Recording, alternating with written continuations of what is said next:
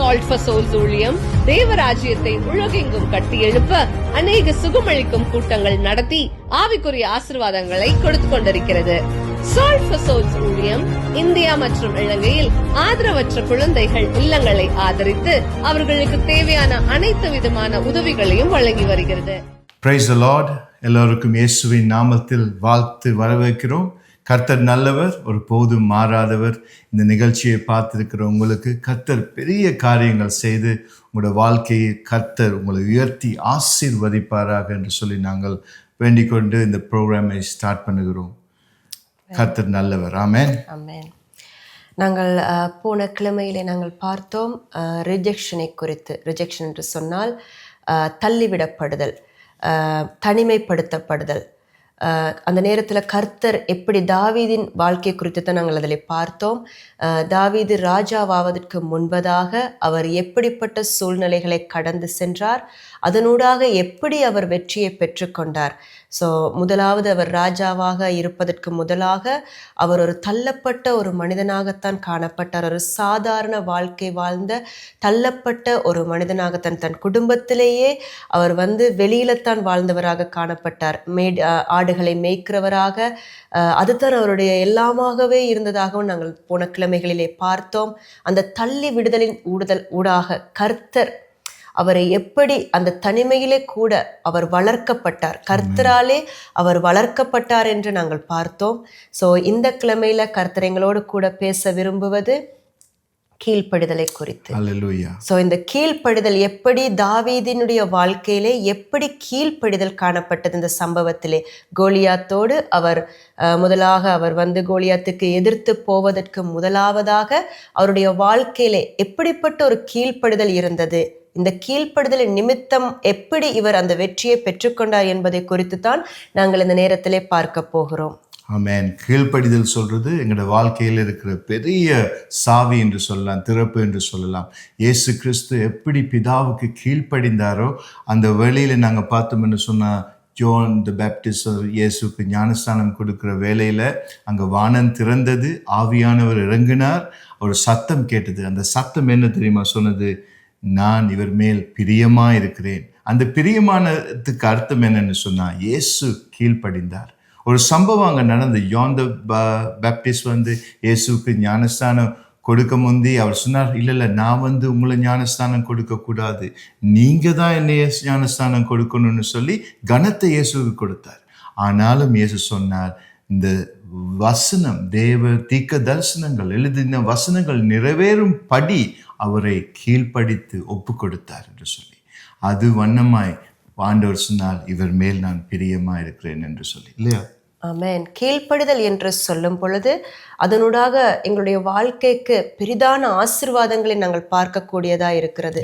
எங்களுடைய வாழ்க்கையில நாங்கள் இன்றைக்கு வெகு தூரம் நாங்கள் போகும் பொழுது கர்த்தருடைய பாதத்திலே எங்களுடைய வாழ்க்கையில அந்த கீழ்ப்படியாமை நிமித்தம்தான் எங்களை ஆசீர்வாதங்கள் தாமதித்து கொண்டிருக்கிறது, எங்களுடைய வாழ்க்கையில வெற்றியை நாங்கள் காண முடியாமல் இருக்கிறது என கர்த்தர் கொடுத்த அந்த வார்த்தைக்கு கீழ்ப்படியாத மனுஷனுடைய வாழ்க்கையிலே ஆசீர்வாதங்களை காண முடியாமல் போகிறது. ஸோ இந்த தாவீதுனுடைய வாழ்க்கையில நாங்கள் பார்த்தோம் என்று சொன்னால், அவருடைய தந்தைக்கு எவ்வளவாக தள்ளப்பட்டு ஒரு மேய்ப்பனாக ஆடுகளை மேய்க்கும்படியாக அவர் காணப்பட்டிருந்தாலும் கூட தன் தகப்பனுக்கு அவர் கீழ்ப்படிந்தார். எப்படி கீழ்ப்படிந்தார் என்று நாங்கள் பார்த்தால், வசனத்திலே பார்க்கும் பொழுது இந்த சகோதரர்கள் எல்லோருமே சவுல் ராஜாவோடு கூட யுத்தத்துக்கு அவர்கள் புறப்பட்டு போயிருந்தார்கள். ஆனாலும் இந்த தாவீது மாத்திரம் அவர் ஆடுகள் மேய்க்கிறவராகத்தான் அந்த நேரத்திலும் காணப்பட்டார். இவருக்கு ஆர்வம் இருந்தது, இந்த யுத்தத்திலே போய் பார்க்க வேண்டும், என்ன நடக்கிறது என்று பார்க்க வேண்டும் என்கிற அந்த ஆர்வம் காணப்பட்டாலும் தன் தந்தையின் வார்த்தைக்கு அவர் கீழ்ப்படிந்து காணப்பட்டார். தந்தை சொல்லும் அளவும் உணவுகளை எடுத்துக்கொண்டு நீ போய் இப்போ சகோதரர்களுக்கு கொடுத்து விட்டு திரும்பி வா என்று சொல்லும் அந்த வார்த்தைக்கு அவர் வெகு நாளாக காத்திருந்தார். ஏன் அப்படி வெகு நாளாக காத்திருந்தார் என்று நாங்கள் எப்படி சொல்லலாம் என்று சொன்னால், நாங்கள் வார்த்தையிலே பார்க்கும் பொழுது கோலியாத் 40 இரவுகளும் 40 நாட்களுமாக அவர் சவால் விடுகிறார். இஸ்ரவேலரை பார்த்து சவால் விடுகிறார், யாரு என்னோடு கூட எதிர்த்து நிற்க வரக்கூடும் என்று அவர் சவால் விடுகிறார். இந்த 40வது நாளிலே தான் இந்த தாவீது புறப்பட்டு தன்னுடைய சகோதரர்களுக்கு உணவு கொண்டு போயிருக்க கூடும். உணவு அவர் கொண்டு போயிருக்க நேரத்துல தான் இந்த நேரத்துல அந்த தாவீதினுடைய சத்தம் கேட்கிறது. அது மட்டும் நாங்கள் பார்க்கிறோம் வசனத்திலே, 40 நாட்களாக கோலியாத் சவால் விடுத்தவனாய் காணப்படுகிறான். சோ இந்த 40 நாள் அளவும் நீங்க பார்த்தீங்கன்னு சொன்னா தாவீது அந்த இடத்திற்கு போயிருக்கவில்லை.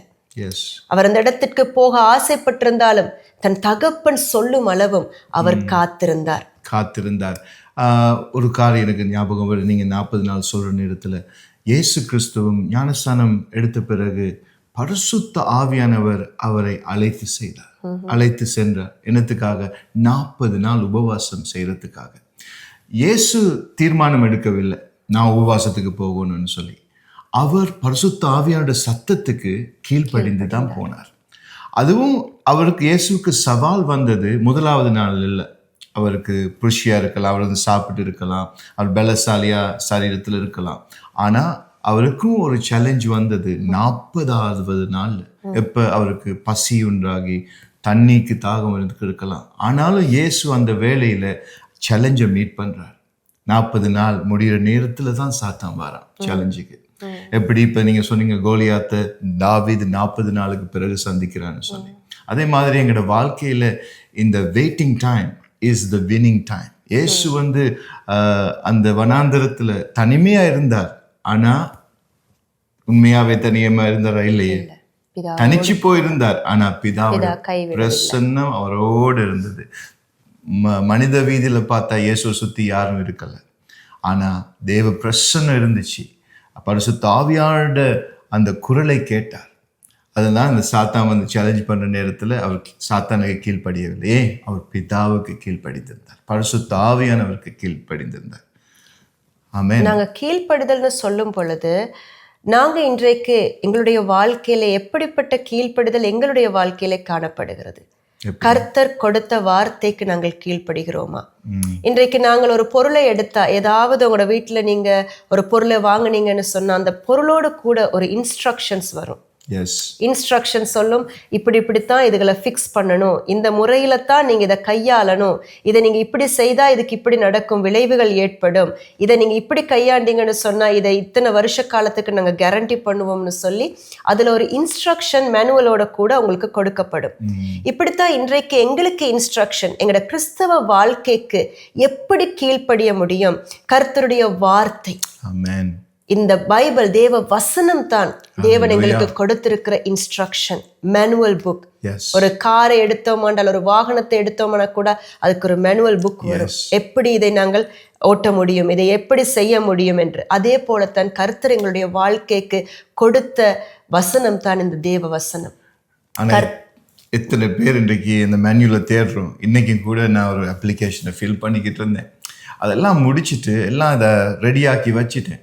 ஆனால் மனசு தோணுச்சு, இல்லை நீ அதை அவங்க கொடுத்த இன்ஸ்ட்ரக்ஷனை பாருங்க. ஒரு 10 பேஜ் இருந்துச்சு, அதை ரீட் பண்ணேன். அதில் ஒவ்வொரு டாக்குமெண்ட்ஸ் தேவை, இது தேவைன்னு அதெல்லாம் வாசிச்சோன்னு தான் எனக்கு விளங்குது. ஐயோ, நான் இந்த அப்ளிகேஷன் இப்படி போட்டிருந்தேன்னு சொன்னால் திரும்ப வந்திருக்கும், டிலே ஆகியிருக்கும்.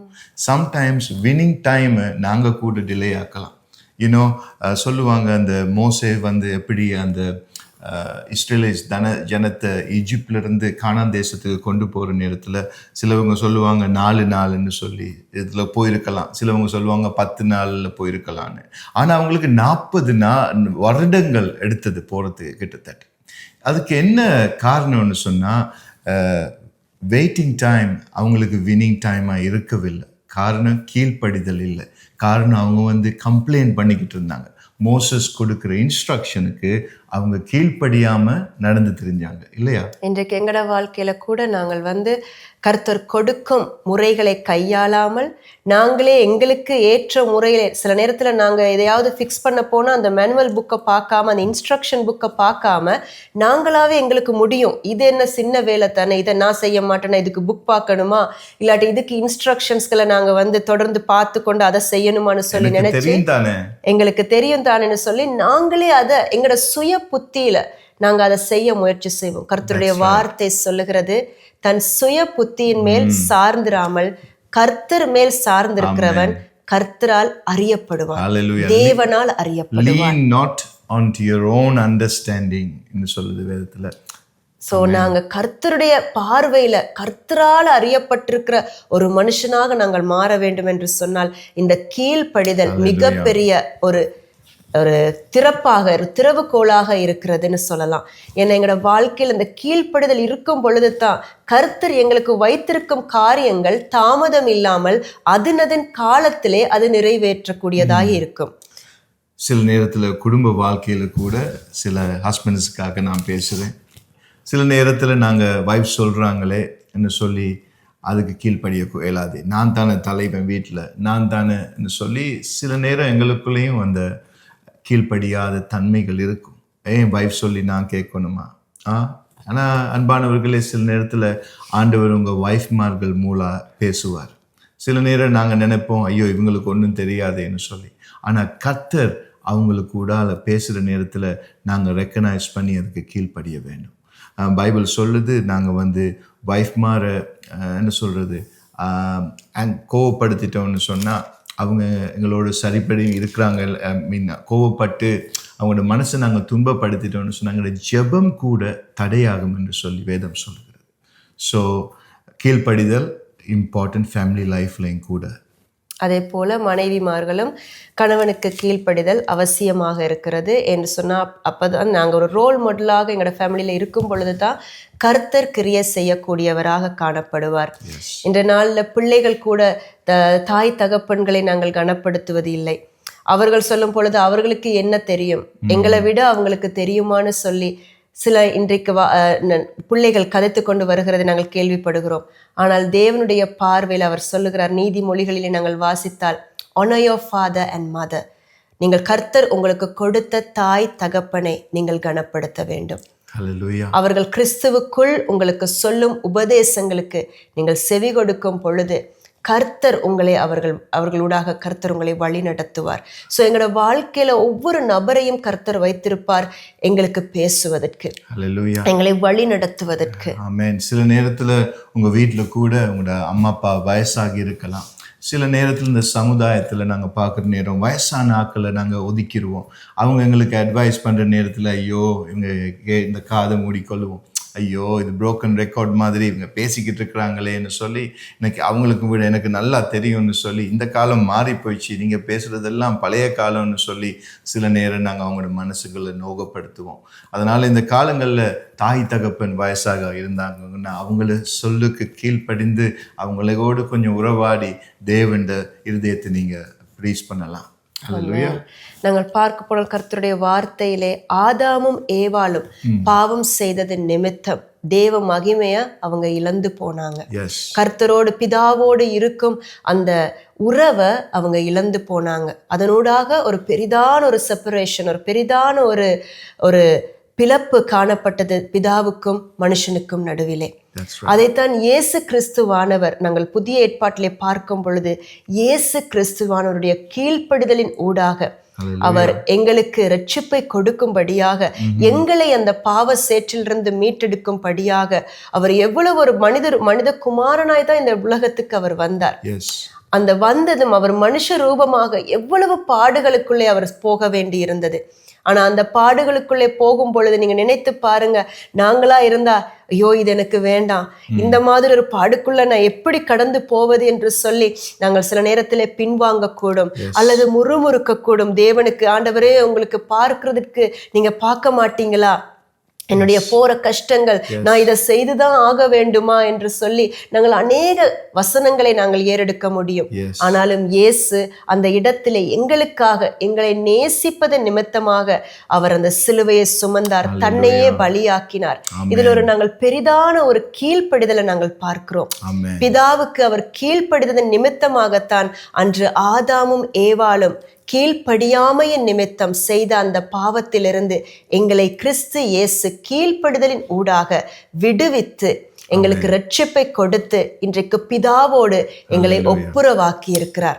ஆனபடினால நீங்க இன்றைக்கு அப்பா பிதாவே என்று கூப்பிடக்கூடிய புத்திர சுவீகாரத்தை இயேசு கிறிஸ்து எங்களுக்கு பெற்றுக் கொடுத்திருக்கிறார். ஹல்லேலூயா. சிலவங்க கேட்பாங்க, சிலுவையை சுமக்கிற முந்தி கெத்செமனி கார்டன்ல இயேசு வந்து அவர் சொன்னார் தானே, இதை உங்களுக்கு முடியும்னு சொன்னா இந்த பாத்திரத்தை என்னிலிருந்து எடுத்துருங்கப்பான்னு சொல்லி அவர் ஜெபிச்சாருன்னு சொல்லுவாங்க சிலர். இயேசு மனித நீதியில் இருக்க மேலும் அவருக்கு பாரமா இருந்தது. ஆனாலும் பாருங்க, அவர் விட்டு கொடுக்கல. கடைசியில் என்ன சொல்றார்? என்னுடைய விருப்பம் அல்ல ஆண்டவரே, உம்முடைய விருப்பம் நடக்கட்டும் என்று சொல்லி. அதுதான் உண்மையான கீழ்ப்படிதல். சிலுவையில் சுமந்து இருக்கிற நேரத்தில் அவர் எவ்வளவோ பேர் அடித்தார்கள், காரி துப்பினார்கள். அவர் சிலுவையில் தொங்குற நேரம் கூட, நீ பிதாவின் குமாரன் நீ இருந்தால் கீழே வா, நீ எவ்வளோ அற்புதம் செஞ்சீங்க, நீ கீழே வான்னு சொல்லி சவால் விட்டாங்க. ஆனால் அந்த நேரம் கூட இயேசு கிறிஸ்து சிலுவையில் உங்களுக்காக எனக்காக சொன்னார், பிதாவே இவங்களை மன்னியும் என்று சொல்லி அந்த கீழ்ப்படிதலை பாருங்கள். இன்று உங்களுக்கு துரோகம் யார் சரி செஞ்சாங்களா? இன்னும் உங்களுக்கு குற்றம் யார் சரி செய்தார்களா? பிதாவை பார்த்து நீங்கள் சொல்லுங்கள், ஆண்டவரே இவங்களை மன்னிங்க என்று சொல்லி.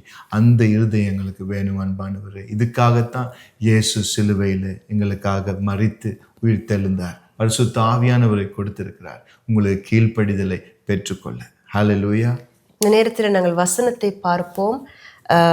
யோவான் அதிகாரம் 14வது அதிகாரத்திலே, யோவான் 14வது அதிகாரத்திலே 23வது வசனம். இயேசு அவனுக்கு பிரதியுத்தரமாக, ஒருவன் என்னில் அன்பாயிருந்தால் அவன் என் வசனத்தை கைக்கொள்ளுவான். ஒருவன் என்னில் அன்பாயிருந்தால் அவன் என் வசனத்தை கைக்கொள்ளுவான். அவனில் என் பிதா அன்பாயிருப்பார். நாங்கள் அவனிடத்தில் வந்து அவனோடு வாசம் பண்ணுவோம். ஸோ ஒருவன் பிதாவினிடத்தில் அன்பு கூறும் பொழுது பிதா எங்கள்ல அன்பு கூறுறார். நாங்க பிதாவில் அன்பு வைக்கும் பொழுது பிதா எங்களை நேசிக்கிறார். அவர் நேசிக்கிறது மாத்திரமல்ல, அவர் எங்களோடு வந்து பிதா சுதன் பரிசுத்தாவியானவர் எங்களோடு வந்து வாசம் செய்வார்கள். சோ கர்த்தர் எங்களுக்குள் வாசம் செய்யும் பொழுது, ஆனபடினால்தான் நாங்கள் முதல்ல பார்த்தோம், தன் சுய சிந்தையின் மேல் சாராமல் தேவனை சார்ந்திருக்கிற மனுஷன் தேவனால் அறியப்படுவான். சோ இன்றைக்கு நாள்ல கர்த்தர் உங்களோடு பேசுறது, நீங்க தேவனால் அறியப்பட்ட ஒரு மனுஷனா? தாவீது அன்றைக்கு தேவனால் அறியப்பட்ட ஒரு மனுஷனாக காணப்பட்டார். அவர் சாதாரண மேய்ப்பனாக இருக்கும் பொழுதும் கூட தகப்பன் சொல்லை அவர் மீறவில்லை. தகப்பனுக்கு தெரியாம போகிறதுக்கு ரொம்ப சான்சஸ் இருந்தது. ஆனாலும் அந்த ஒரு சான்ஸையும் அவர் எடுத்துக்கொள்ளவில்லை. தகப்பனுடைய சொல் வரும் மட்டும் அவர் காத்திருந்தார். வெகு நாட்களாக காத்திருந்தார். இந்த காத்திருதலின் காலம் அவருக்கு வெறுமையை கொடுக்கவில்லை, வெற்றியைத்தான் கொடுத்தது. இன்றைக்கு நீங்க உங்களோட ஆசீர்வாதத்துக்கு சொல்லலாம், ஆண்டவரே நீங்க எனக்கு அநேக வாக்கு தத்தங்களை கொடுத்திருக்கிறீங்க, நீங்க இதை செய்வேன், இங்க கூட்டிக் கொண்டு போவேண்டெல்லாம் சொல்லி இருக்கிறீங்க. ஆனாலும் அது ஒன்றுமே நடந்த பாடில்லையே. என்னுடைய வாழ்க்கையில வெறுமையாகத்தானே நான் காணப்படுகிறேன், தள்ளப்பட்ட ஒரு மனுஷனாகத்தானே காணப்படுகிறேன், என் வாழ்க்கையில என்ன அர்த்தம் இருக்கிறது என்று சொல்லி நீங்கள் முறுமுறுத்து கொண்டிருக்கலாம், அல்லது தேவனை நோக்கி கேள்விகளை எழுப்பி கொண்டு இருக்கலாம். ஆனால் தேவன் சொல்லுகிறார், நீ என்னில நிலைத்திருந்தால், நீ என்னை நேசிக்கிறதா இருந்தால் நான் உன்னை நேசிக்கிறேன், நான் உனக்குள்ள வருவேன். கர்த்தர் சொல்லுகிறார், மறுபடியும் அந்த வார்த்தையை வாசிக்கிறேன், ஒருவன் என்னில் அன்பாய் இருந்தால் அவன் என் வசனத்தை கை கொள்ளுவான். நீங்க இன்றைக்கு சொல்றீங்களா இருந்தா, நான் இயேசுவை நேசிக்கிறேன், நிச்சயமா நான் இயேசுவை நேசிக்கிறேன்னு நீங்க சொல்லுகிற ஒரு நபராக இருந்தால் தேவன் சொல்லுகிறார், அப்படியானால் நீ என் வசனத்தை கைக்கொள். அன்று பேதுருவை பார்த்து தேவன் கேட்டார். என்ன கேட்டார் பேதுருவை பார்த்து? நீ என்னை நேசிக்கிறாயா? ஆம் ஆண்டவரே. மறுபடியும் ஆண்டவர் கேட்டார், நீ என்னை நேசிக்கிறாயா? ஆம் ஆண்டவரே. மறுபடியும் 3வது முறை கேட்டார், நீ என்னை நேசிக்கிறாயா? பேதுரு என்ன செய்தார்? மனமுடைந்து அழுதார். ஏன் அவர் மனமுடைந்து அழுதார்? அவர் தேவன் இவ்வளவாக அவர் தேவனை மறுதலித்தும் கூட தேவன் திரும்பவும் அவரிடத்துல போய் கேட்கிறார், நீ என்னை நேசிக்கிறாயா? இன்னைக்கு நீங்க பின்வாங்கி போயிருக்கலாம், ஜெபமே இல்லாமல் இருக்கலாம், உடைந்து போயிருக்கலாம். எனக்கு இனிமே எல்லாமே வெறுத்து போய்விட்டது, என் காலம் முடிந்து விட்டது, எனக்கு இனிமே ஒன்றும் செய்யறதுக்கு இல்லை என்று சொல்லி நீங்கள் உங்களையே நீங்கள் ஷட் ஆஃப் பண்ணி வாழ்ந்து கொண்டிருக்கலாம். ஆனால் தேவன் உங்களை பார்த்து சொல்லுகிறார், மகனே மகளே, உங்கள் பேர்களை அவர் அழைத்து சொல்லுகிறார், நீ Hallelujah. என்னை நேசிக்கிறாயா? Amen. கர்த்தர் இதை உங்கள் வாழ்க்கையில இன்றைக்கு கேட்கிறார். நீங்கள் கர்த்தரை நேசிக்கிறேன் என்று சொல்லி நீங்க பதிலளிக்கும் ஒரு நபராக இருந்தால் ஆண்டவர் உங்களிடத்துல எதிர்பார்க்கிறார், என் வசனத்தை நீ கைக்கொள்ளு. Hallelujah. என்ன அவருடைய வசனம் சொல்லுகிறது? அவருக்கு வசனத்துக்கு நாங்க கீழ்ப்படியும் பொழுது அவர் சொன்ன யாவற்றையும் நாங்கள் நிறைவேற்றுகிறவர்களாக காணப்படுகிறோம். சில நேரம் நீங்க பார்த்துக்கிட்டு இருக்க நேரத்தில் நீங்க சொல்லுவீங்க, ஆண்டவர்கிட்ட, ஆண்டவரே நான் முந்தி மாதிரி ஆதி அன்புக்கு வரவில்லையே, ஆண்டவரே நீங்க என்னை நேசிக்கிறீங்களா, ஆண்டவரே நான் இந்த பிள்ளை விட்டுட்டேன், ஆண்டவரே நான் கீழ்ப்படியாம வாழ்ந்துட்டேன், ஆண்டவரே இந்த பாவ செயலை நான் செஞ்சிட்டேன், யாருக்குமே தெரியாது நான் தனியே யோசிக்கிற காரியங்கள், யாருக்குமே தெரியாது நான் தனியே பார்க்குற காரியங்கள், யாருக்குமே தெரியாது என் கால்கள் நடக்கிற இடங்கள். எனக்கு அன்பானவர்களே, நீங்கள் என்ன பாவம் செய்தீங்கன்னு எனக்கு தெரியாது. ஆனால் ஒன்று மட்டும் சொல்லுவேன், தேவன் இயேசு உங்களை நேசிக்கிறார். ஆமென். அவர் பாவியை நேசிக்கிறார், ஆனால் பாவத்தை வெறுக்கிறார். பாவியான எங்களுக்கு நாங்கள் என்ன தெரியுமா சொல்லணும்? இருக்கிற இடத்துல வச்சு, ஏசப்பா நான் திரும்பி வாரேன், ஆதி அன்பை தேடி வாரேன், கீழ்ப்படியே என்னை அர்ப்பணிக்கிறேன்னு சொல்லி மனம் திரும்பி நாங்கள் வரும் பொழுது கர்த்தருடைய ஆவியானவர் உங்களை இருக்கிற ஸ்தலத்திலிருந்து தூக்கி எடுப்பார். அல்லேலூயா. இதுதான் தேவ அன்பு. அல்லேலூயா. இதுதான் கீழ்ப்படியின் நேரம். கர்த்தர் உங்களோடு பேசிக்கொண்டிருக்கிறார் பிரியமானவர்களே. அதற்கேற்றொரு வார்த்தை கர்த்தர் கொடுக்கிறார். ரோமர் 5ஆம் அதிகாரம் 19வது வசனம், அன்றியும் ஒரே மனுஷனுடைய கீழ்ப்படியாமையினாலே அநேகர் பாவிகளாக்கப்பட்டது போல ஒருவருடைய கீழ்ப்படிதலினாலே அநேகர் நீதிமான்கள் ஆக்கப்படுவார்கள். முன்பே சொன்னது போல ஆதாமும் ஏவாளின் கீழ்ப்படியாமையின் நிமித்தம் நாங்கள் பாவிகளாக, ஜென்ம சுபாவம், ஜென்ம பாவம் எங்களுக்குள்ளே காணப்பட்டது. ஆனால் இயேசு கிறிஸ்துவின் கீழ்ப்படிதலின் ஊடாக நாங்கள் நீதிமான்களாக ஆக்கப்பட்டோம். அப்படி என்று சொன்னால் அன்று இயேசு பிதாவுக்கு கீழ்ப்படிதலின் நிமித்தம் நாங்கள் இன்றைக்கு கர்த்தருக்குள் வந்திருக்கிறோம். பிதாவை நோக்கி கூப்பிடக்கூடிய புத்திர சுவீகாரத்தை பெற்றிருக்கிறோம். இன்று கர்த்தர் உங்களை பார்த்து சொல்லுகிறார், உங்களுடைய குடும்பத்திலே நீங்கள் ஒருவர் தான் ரட்சிப்பு பெற்றிருக்க முடியும். அப்படிப்பட்ட ஒருவராய் இருந்தால் நீங்க இன்றைக்கு செய்யக்கூடிய ஒரு காரியம், கர்த்தருக்கு நீங்க கீழ்ப்படிந்து செயல்படும் பொழுது உங்கள் குடும்பம் ரட்சிப்புக்குள்ளே வருவதற்கு நீங்கள் ஒரு கருவியாக மாற போறீங்க. அன்றைக்கு இயேசு கிறிஸ்து இந்த முழு உலகத்துக்கே பிதாவானவர் இயேசு கிறிஸ்துவை எங்களுக்காக அனுப்பினார். அதனூடாக இயேசு அதை மறுக்காமல் அதை ஏற்றுக்கொண்டு எங்களுக்காக அவர் பாவமானார், எங்களுக்காக அவர் சாபமானார். எல்லாவற்றையும் சுமந்து எங்களுக்கு இன்றைக்கு வெற்றி வாழ்க்கையை கர்த்தர் இயேசுவுக்குள் கொடுத்திருக்கிறார். இன்றைக்கு நாங்கள் கர்த்தருக்குள்ளே எங்களுக்கு ஒரு சுவீகாரம் இருக்கிறது. நாங்கள் எங்களுக்கு ஒரு தீர்மானத்தை எடுத்துக்கொள்ள, கர்த்தர் இயேசுவுக்குள்ளாக அவருக்கு கீழ்ப்படிந்து வாழ்ந்து நாங்கள் அவர் அண்டையிலே போகும் பொழுது, ஒரு நாள் நாங்கள் அவரை சந்திப்போம். அந்த சுவீகாரத்தை கர்த்தர் புத்திர சுவீகாரத்தை எங்களுக்கு கொடுத்திருக்கிறார். அப்படின்னு சொன்னா இன்றைக்கு நீங்க உங்க குடும்பத்துல நீங்க கர்த்தருக்கு கீழ்ப்படிந்து இயேசுவின் வசனத்துக்கு கீழ்ப்படிந்து இந்த வசனத்தின்படி நான் இன்றையிலிருந்து என்னை வாழ அர்ப்பணிக்கிறேன் ஆண்டவரே என்று சொல்லி நீங்க அந்த அர்ப்பணிப்பை பண்ணும் இந்த நேரத்தில் இருந்து கர்த்தர் உங்கள் குடும்பத்திலே மாற்றத்தை கொண்டு வருவார். உங்கள் குடும்பத்திலே தேவையான எல்லாவற்றையும் சந்திக்க போகிறார். ஒரு பெரிதான மாற்றத்தை அவர் உங்கள் குடும்பத்திலே கொண்டு வருவார். அப்படிப்பட்ட ஒரு கருவியாக நீங்க இன்றைக்கு மாற விரும்புகிறீர்களா? ஆமென். ஹல்லேலூயா.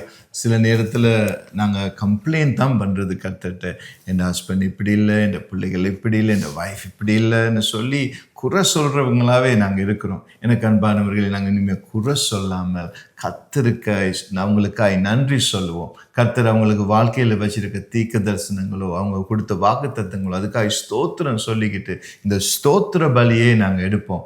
ஆண்டவர் உங்களோட வீட்டில் ரட்சிப்பு இல்லாதவங்களுக்கு ரட்சிப்பு கொடுக்க வல்லவராக இருக்கிறார். உங்களோட ஜெபங்கள் ஒரு நாளும் வீணா போகாது. கர்த்தருக்கு ஸ்தோத்திரம் சொல்லி நீங்க ஜெபிக்கும் வேலையில எனக்கு பிரியமானவர்களே, நாங்கள் இந்த நேரத்திலே ஜெபத்தோடு கூட கர்த்தர் உங்கள் வாழ்க்கையில பெரிய அதிசயம் செய்ய வேண்டும். ஆண்டவர் எங்கள் ஒவ்வொருவருடைய வாழ்க்கையிலும் கிறிஸ்து இயேசு பிறக்க வேண்டும்.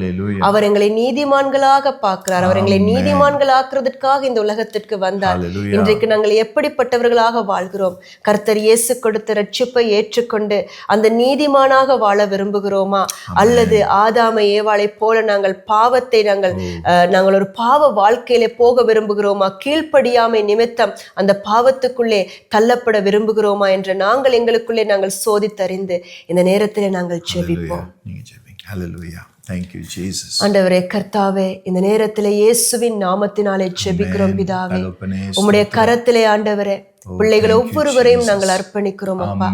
யார் யாரெல்லாம் இந்த நிகழ்ச்சியை பார்த்து கொண்டாண்டவரே அப்பா, அவர்கள் விழுந்த இடத்தில் இருந்து திரும்பவும் நான் எழும்ப வேண்டும், திரும்பவும் நான் கட்டப்பட வேண்டும், கிறிஸ்துவுக்குள் நான் கட்டி எழுப்பப்பட வேண்டும் என்று விரும்புகிறார்களோ அப்பா, அந்த ஒவ்வொரு பிள்ளைகள் மீதும் நீர் மனதிறங்க வேண்டும் என்று நாங்கள் ஜெபிக்கிறோம் சுவாமி. அந்த ஒவ்வொரு பிள்ளைகளுடைய வாழ்க்கையிலும் ஆண்டவரே அப்பா ஒரு கீழ்ப்படிதலை நீர் கொடுக்கும்படியாக ஜெபிக்கிறோம் ஆண்டவரே. அவர்கள் உமக்கு கீழ்ப்படுகிறேன் என்று சொல்லும் வேளையிலே, உம்மை நேசிக்கிறேன் என்று சொல்லும் வேளையிலே ஆண்டவரே உம் வசனத்தை அவர்கள் கர்த்தாவை கை கொள்கிறவர்களாக மாற்றும்படி ஜெபிக்கிறேன் ஆண்டவரே. அப்பா உம்முடைய பார்வையிலே செம்மையானவைகளை செய்ய பிள்ளைகளுக்கு நீர் உதவி செய்யும்படி ஜெபிக்கிறேன் ஆண்டவரே. உமக்குள் இவர்கள் நிலைத்திருக்க தகப்பனே அப்பா, உமக்குள் இவர்கள் கனி கொடுக்கிறவர்களாக கர்த்தாவை காணப்பட வருகிற காரங்களிலே கர்த்தாவே இவர்களை நீர் கட்டி எழுப்பும்படியாக ஜெபிக்கிறோம் ஆண்டவரே. அப்பா ஒருவருடைய கர்த்தாவை கீழ்ப்படிதல் நிமித்தமாக எப்படி தகப்பனே அப்பா இந்த முழு உலகத்திலேயும் கர்த்தாவை ரட்சிப்பை கொடுத்தீரோ சுவாமி, அதே போல ஆண்டவரே ஒவ்வொரு வீடுகளிலும் ஒவ்வொருவரும் கர்த்தாவே அப்பா உம்முடைய பாதத்திலே ஒரு தீர்மானத்தை இந்த நேரத்திலே எடுத்துக் கொள்வதற்கு ஆண்டவரே நான் கீழ்ப்படிய போகிறேன், இயேசு கிறிஸ்துவை நான் பின்பற்ற போகிறேன், இயேசு கிறிஸ்துவை என் சொந்த இரட்சகராக நான் ஏற்றுக்கொள்ள போகிறேன் என்று இன்று முதல் என் இயேசுவை நான் நேசிக்க போகிறேன், இயேசு சொல்லும் வார்த்தையின்படி நான் வாழப் போகிறேன் என்று அப்பா அவர்களுக்குள்ளே ஒரு தீர்மானம் எடுக்க கர்த்தர் இந்த பிள்ளைகளுக்கு உதவி செய்யும்படி ஜெபிக்கிறேன். பரிசுத்த ஆவியானவர் அவர்களுக்குள்ளே கர்த்தாவே நீர் செயல்பட போகிறதுக்காக நன்றி சொல்லுகிறோம் அப்பா. ஆண்டவரே உம்முடைய கரத்திலே அப்பா இந்த பார்த்து கொண்டிருக்கும் ஒவ்வொரு பிள்ளைகளையும் அர்ப்பணித்து இயேசு கிறிஸ்துவின் நாமத்தினாலே தகப்பனே நாங்கள் உம்முடைய பாதத்திலே இவர்கள் ஒவ்வொருவரையும் அர்ப்பணித்து ஜெபிக்கிறோம் நல்ல பிதாவே. ஆமென். Thank you Lord, we thank you. Your waiting time is your winning time. கர்த்தர் உங்களை ஆசீர்வதிப்பாராக. இந்த நிகழ்ச்சியில் நீங்கள் சப்ஸ்கிரைப் பண்ணில்லாட்டி நீங்கள் சப்ஸ்கிரைப் பண்ணலாம், உங்கள் நண்பர்களுக்கு சொல்லலாம். கர்த்தர் இந்த ப்ரோக்ராம் மூலமாய் கர்த்தர் உங்களை வாழ்க்கையை தொடுவாராக, ஆசீர்வதிப்பாராக, உங்களுக்கு சுகத்தை கொடுப்பாராக, உங்கள் துக்கமெல்லாம் சந்தோஷமாய் மாறுவதாக. இது இயேசுவுக்கே மகிமை வர நாங்கள் இந்த ப்ரோக்ராமை செய்கிறோம். கர்த்தர் நல்லவர். அதே போல நீங்க போன கிழமைகளிலே எங்களுக்கு அநேகர் எங்களுக்கு வாட்ஸ்அப்ல நீங்க கமெண்ட்ஸ் அனுப்பியிருந்தீங்க, உங்களோட சாட்சிகள் சொல்லியிருந்தீங்க, கர்த்தர் உங்களுக்கு பேசினதை குறித்து நீங்க எங்களோடு கூட பகிர்ந்து கொண்டிருந்தீங்க. ரொம்ப சந்தோஷம், கர்த்தருக்கே மகிமை. ஸோ இனி வரும் காலங்களிலும் கர்த்தர் உங்கள் வாழ்க்கையில செய்யும் காரியங்களை குறித்து நீங்கள் எங்களோடு கூட தொடர்பு கொள்ளலாம். எங்களுக்கு நீங்க மெசேஜ்கள் மூலமாக எங்களுக்கு சொல்லி அனுப்பலாம். கர்த்தருடைய நாமம் இதனூடாக மகிமைப்படும். கர்த்தருக்கே நன்றி. God bless you. இந்த நிகழ்ச்சி உங்களுக்கு மிகுந்த ஆசீர்வாதத்தை கொண்டு வந்திருக்கும் என்று நாங்கள் விசுவாசிக்கிறோம். மேலும் உங்கள் ஜெப தேவைகளுக்காக எங்களை info@salt4souls.com.au என்ற மின்னஞ்சல் மூலமாகவும் www.salt4souls.com.au என்ற இணையதளத்தின் மூலமாகவும் எங்களை தொடர்பு கொள்ளுங்கள். நாங்கள் உங்களுக்காக மிகுந்த பாரத்தோடு இடைவிடாமல் ஜெபிக்கவும் உங்கள் நம்பிக்கைக்கு துணையாக நிற்கவும் விரும்புகிறோம். நீங்கள் பூமியின் உப்பாக இருக்கிறீர்கள். மத்தேயு 5:13. இயேசு நாமத்தில் தேவன் உங்களை ஆசீர்வதிப்பாராக.